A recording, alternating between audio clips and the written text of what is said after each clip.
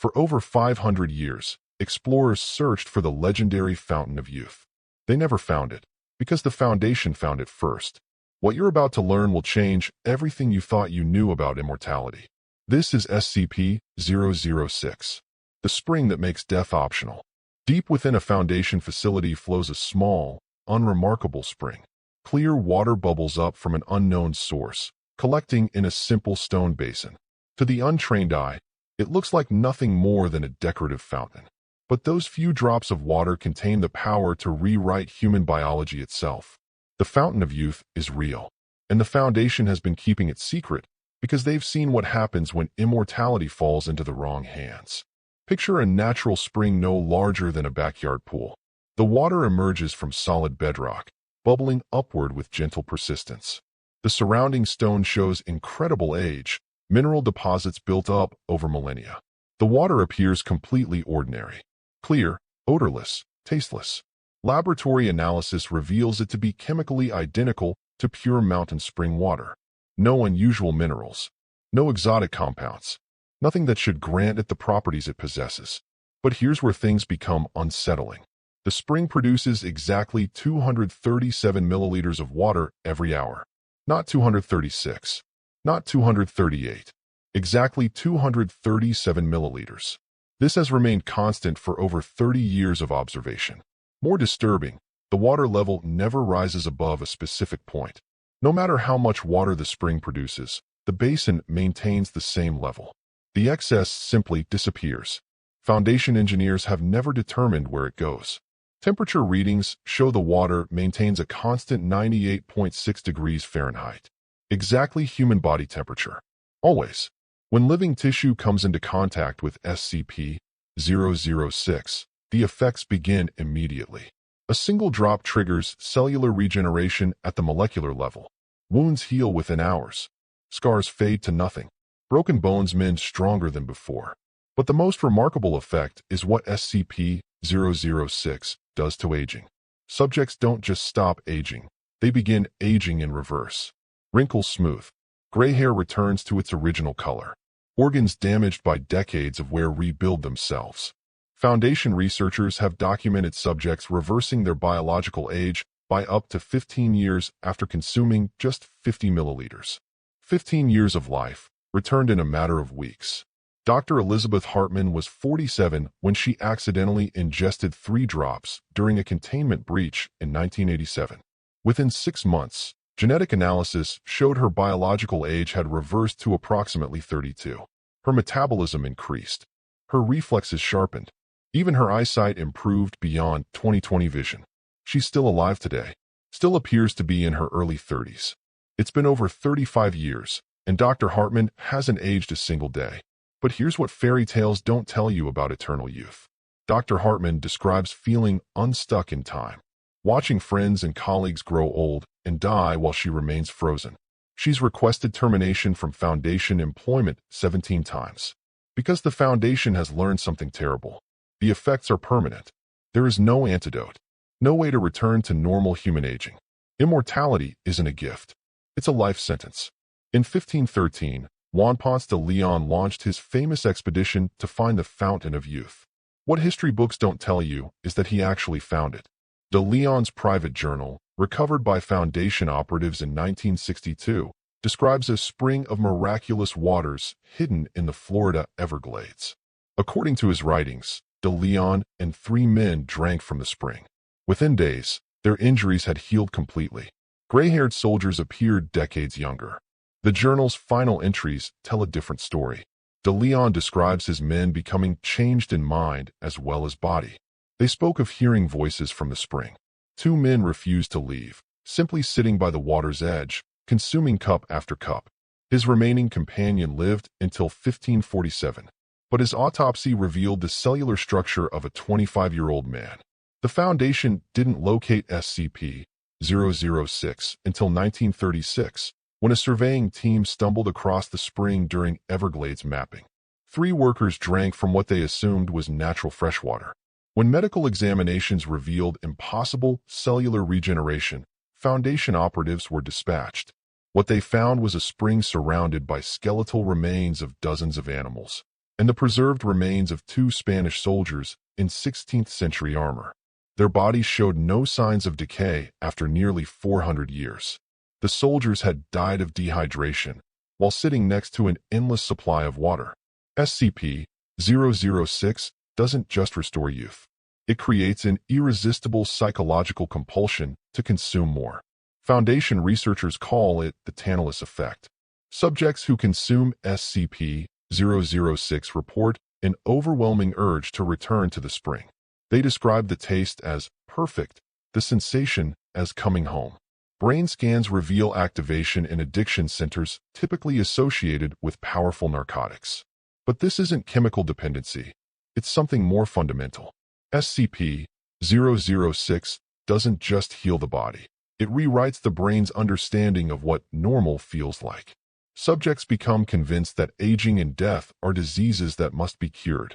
Current containment protocols include a psychiatric wing with 37 beds, all occupied, all housing individuals who require permanent containment due to their compulsive need to return to the spring. Some patients have been contained for over 50 years. They appear physically younger than their children. Dr. Sarah Kim, contained since 1971, appears 25 years old. Her actual age is 89. She spends 18 hours a day planning her return to SCP-006. The Foundation has tried everything. Memory suppression, experimental therapies. Nothing works. The compulsion is woven into the fabric of their being. This is why SCP-006 was classified as Keter. Not because the spring is dangerous, but because exposure creates a permanent, irreversible threat to containment security and human sanity. SCP-006 existence has forced researchers to reconsider other biological anomalies. SCP-500, the Panacea pills, share similar healing properties. But SCP-500's effects are temporary. SCP-006 changes are permanent, written directly into DNA. More troubling is the relationship with SCP-294, the anomalous coffee machine. In 2003, Dr. Martinez requested a cup of youth from SCP-294. The machine produced liquid chemically identical to SCP-006, but more potent. One drop reversed Dr. Martinez's biological age by 3 years and hours. It also triggered the same compulsive behavior, but amplified beyond anything documented. Dr. Martinez required physical restraints to prevent him from accessing either SCP. Perhaps most disturbing is the connection to SCP-610, the flesh that hates. Both anomalies rewrite human biology. Both create irresistible compulsion. SCP-610 transforms subjects into something inhuman. SCP-006 preserves humanity while slowly driving them insane. Dr. Chen's research suggests both might be weapons designed by the same intelligence. SCP-610 destroys humanity by making it monstrous. SCP-006 destroys humanity by making it desperate for unattainable perfection. Foundation psychological research reveals the true horror of SCP-006 exposure. Subjects don't just live longer, they experience time differently. Dr. Patricia Valdez describes her perception as stretched like taffy. Minutes feel like hours, days like months. But the cruelest aspect isn't time distortion, it's isolation. Imagine watching everyone you love grow old and die while you remain unchanged. Imagine attending funerals of your children, grandchildren, and their children while appearing 25. Dr. Robert Chun, exposed in 1976, recorded 3,000 hours of testimony describing temporal exile. He speaks of feeling like a ghost haunting his own life, unable to form relationships because he'll outlive everyone he cares about. Within 5 years, subjects withdraw from social contact. Within 10 years, they develop Kronos syndrome, depression related to temporal displacement. Within 20 years, most become catatonic except when discussing their need to return to SCP-006. The Foundation has documented 7 suicide attempts among subjects. All failed.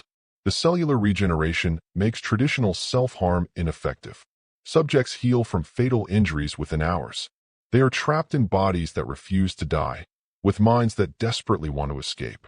The most disturbing aspect isn't SCP-006 SCP-006 effects. But its origin. Geological surveys show no natural explanation for the spring's existence. The water emerges from solid stone with no underground source. Carbon dating suggests it's been flowing for over 10,000 years. But soil analysis shows no trace of mineral composition that should result from millennia of flow. The spring exists in its own isolated pocket of reality. Archaeological discoveries are more troubling. Excavation teams have uncovered evidence of human settlements dating back 3,000 years, all centered around SCP-006. Each civilization thrived for centuries before vanishing completely. Ancient Seminole legends speak of cursed water that granted eternal life but stole the soul. Mayan codices reference a spring that makes children of elders and madmen of children. The pattern is consistent. Civilizations discover SCP-006, experience unprecedented prosperity and longevity, then collapse as their populations become psychologically unable to function. Xenoarchaeological analysis suggests SCP-006 might be a deliberately constructed trap, a test designed by an intelligence studying how species respond to immortality. If true, humanity isn't the first to discover SCP-006, and based on archaeological evidence, unlikely to be the last destroyed by it. SCP-006 presents an unprecedented ethical dilemma. The Foundation possesses the power to end age-related suffering, to grant humanity immortality, to eliminate death itself, and they keep it locked away. Dr. Margaret Thompson argued for controlled distribution with psychological screening and support systems.